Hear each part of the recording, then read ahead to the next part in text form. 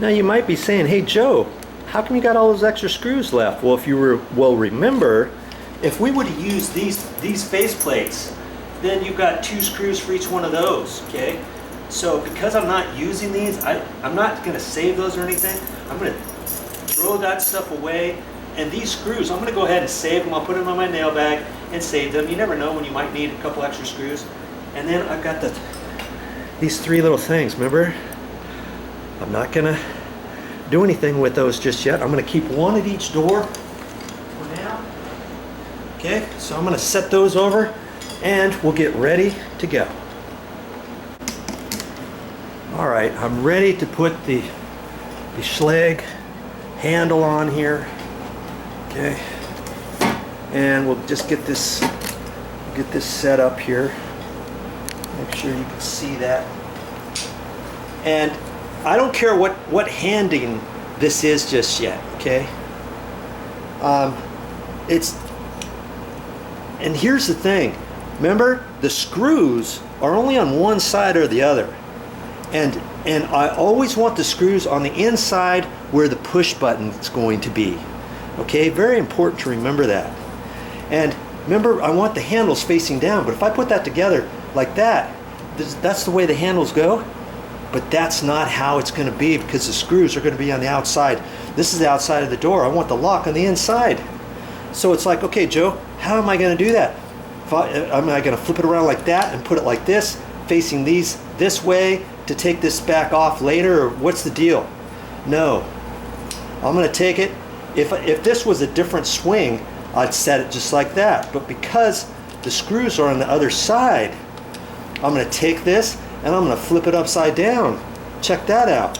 Now, you see how the paddles are the wrong way? Don't worry about that for right now. I'll show you how to fix that. Remember I said it was universal? Now we're going to pull that apart. This is going to slide right in through the notch, and that is set up for 2 3/8 or 2 3/4 back set. And I'm just going to put this in. Look at that. That's it. And I'm going to get my screws, and I just kind of put it in there just by feel. And if I can start it, I will. Just barely. Okay. And I got my little screwdriver here. And the important thing to remember here, see, I'm turning it. I've got this, I'm not turning it from here. See how much longer that would take me? Boom, boom, boom, boom, boom. I'm twisting right here, and I'm holding this with my palm, but I'm twisting with my fingers on the shaft to make it go in a little bit faster. That's all. And letting it spin. Okay. And I don't like to do this, I don't like to put these in with a battery operated drill, because if you start these threads wrong, you might think, oh, I'll just crank it in there. You don't want it to crank in. See how easy this is spinning? That's how you want it to spin. Okay, now I'm going to hang on to this on the door, and I can just do it this way. Okay. Usually I keep that pushed in tight until I get it fairly tight. Okay. And then I look on the door and see where the old doorknob was, and see if I can line up the scutcheons on that, or if I need to lift it up a little bit. I always tend to want to lift it up a little bit, because after I flip the handles, after a while the handles have a tendency to wear a little bit, and then they're going to flop down a little bit more. So I first want to position this, and then I lift up on it just a little bit, hold this with my hand on both sides. See, I'm just holding it, and now I can tighten up these screws on the side. And I just make it snug first. Okay, on the bottom one. Now I can crank on that tight, and then do this one. Okay, that's it. The thumb turn is on the inside just like it's supposed to. Now, here's my little goodie. There's little holes on the side of the handle. Okay, right here on the side. It's hard to see it. You can't see it obviously from that way. But even if I show the camera over here, it's very small, just big enough for that. And I'm going to push it in there. It's on a spring-loaded deal. I push on it, and I can use the finger hole push on it. Ooh, come on. And pull on that just a little bit to loosen it up. Now I can get rid of that and pull. Just like that. Let's do that on this one here. Got my foot on the door. Find the pin, push in on it. Psst, pulled right off. Now see, if it didn't go off all the way,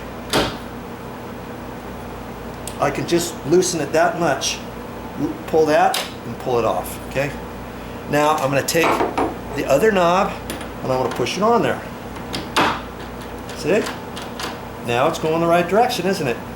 And I like to pull on it to make sure that it's snapped, because sometimes you might think it's snapped and then you pull on it later and the handle pops off. So there's a definite little ka-clunk. Okay, I got my foot on the door. I'm going to push that on there like that and set it on there. There you go. I checked that a few times. Now, there. I've got that one done. Now, you remember I told you I do the strike plate too. Let's go ahead and take care of that right now. Okay? I'm still going to save this. Do not throw this away. Okay? So, I mean, the old strike plate would still work, but it's old, it's tired, it's got paint on it, it's got a mark on it, and the new one always comes with the new strike plate, and usually it lines and fits up. Now obviously if you have a T strike on here, or a different type of strike that this one doesn't match, you might decide to leave the old ones. Okay? And I look on there and there's a little paddle on the inside of that. And by that I mean this little thing here, see? That's how you're going to adjust the latch when you close the door, and if it chatters, boop, boop, boop, boop, boop, like that, you can bend that out. And this one, I see it's already kind of at a slight angle, so I know I'm going to have to make an adjustment. You might think, hey Joe, how much do you know how to adjust it? Well, it's trial and error, it's feel, and very seldom do I get it adjusted right the very first time. Be careful with that, you know, as you're prying on this, so that you don't get the paint, if it's been painted on there or something, you pull too hard, you may start pulling the paint off, you may chip the wood, whatever. Okay? And so now I'm going to take my new strike, I'm going to take my pliers and I'm just going to hang on to it like that.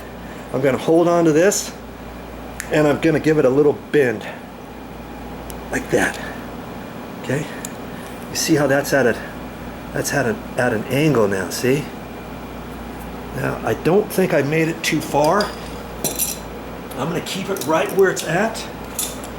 Okay, I'm using the new screws. I could have used the old screws because there was nothing wrong with them. But, hey, anybody wants to check out my work, everything is new that I'm putting back in. And I like to put both screws in. Sometimes I've seen people, they just put one and they try to adjust the door on there. But see, it could swivel on you. So I put it in, just snug it up where it was before. And again, I'm doing it by hand because I don't want to strip this. If I use the drill and then you start twisting the screws and they start spinning in the wood and all that, okay? So now I'm gonna keep the door. I'm gonna go ahead and close the door. I'm gonna see how it latches. See that? That makes that noise. I don't like that. And so I'm gonna go ahead. I know I need to bend that a little bit more. And I used to take a screwdriver and reach in there and try to undo the bottom and the top. But it's way easier and it's better to do it right. The right way is to take this out and to bend it a little bit more with a pair of pliers. And yes, it takes a couple more minutes. You know, everything worthwhile takes a little bit of effort. Okay, I'm going to take that, I'm going to hold on to this, and I'm going to bend it just a little more. Boy, that one's coming way out at an angle. I'm going want to do it too much.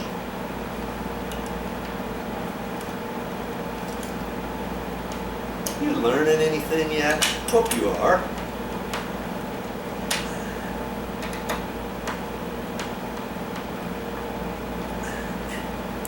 I see whoever installed this the first time, they didn't start their screws in just right, because with this one, where it's tight, it's pulled the stripe out. That's why I've had to bend it over a little bit. I mean, I'd have to take that out, pre-drill another little hole, move that over, all that, but we're gonna hope that this is gonna hold the door. See, I don't think I want to pull it any further than that. That's pretty good. Okay. Now here's something. You remember this? Remember this? This, you can save this and you can unlock the door. Here, I'm locking the door.